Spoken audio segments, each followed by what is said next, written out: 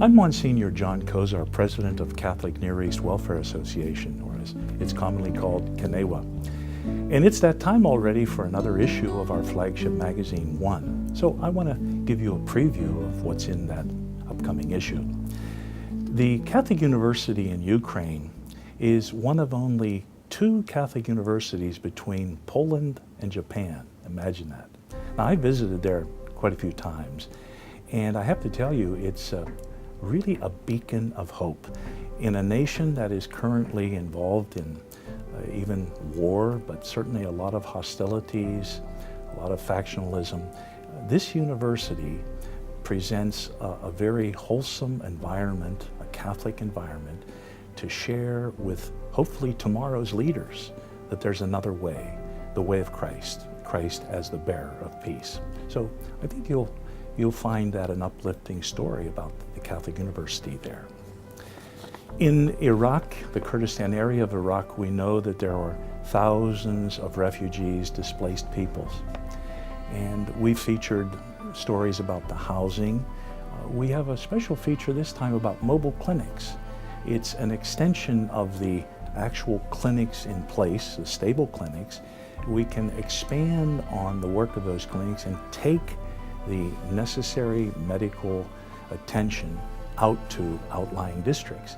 But it's not just about bringing medicine and bandages and having medical checkups. It's about the loving care that Christ offers to the poor in the hands of medical doctors and nurses and religious sisters. I think you'll find that very uplifting. You'll see it in the faces, especially of the children that come for attention. In Georgia, in the Caucasus Mountains, it's a very rugged area. And since the breakup of the Soviet Union, there are a lot of new orphans, but not just orphans in the traditional sense, the elderly. They've been abandoned in these very remote mountainous areas. And Caritas, through its many outreaches and the support that we're able and you're able to offer, we reach out to these elderly abandoned and give them a hope, as well as street children and mothers that have been forlorn and abandoned themselves. So we try to give them that resonating hope that only Christ can provide. Ethiopia is a very large country in Northeast Africa and the Horn of Africa, and there is an impending famine. It's not yet at a critical level where people are now dying, but soon that could develop.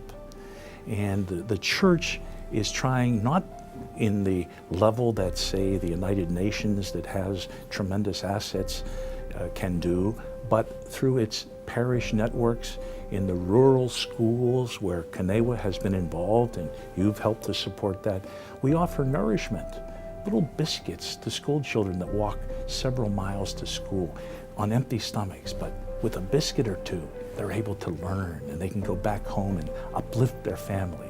I was privileged not long ago to be in Egypt, and I've written a pictorial piece to share with you.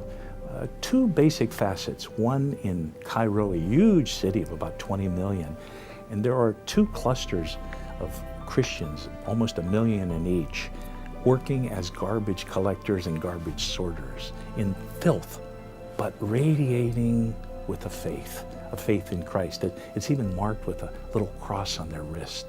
And then in rural villages where people are sleeping on mud floors with their animals, again, it's their identity with the faith of Christ that keeps them alive and keeps them going. As always, we're indebted to you for your prayerful support and for your financial offerings. And I offer you my personal prayers of gratitude, but more importantly, the prayers of the poor. Thank you, and God bless you.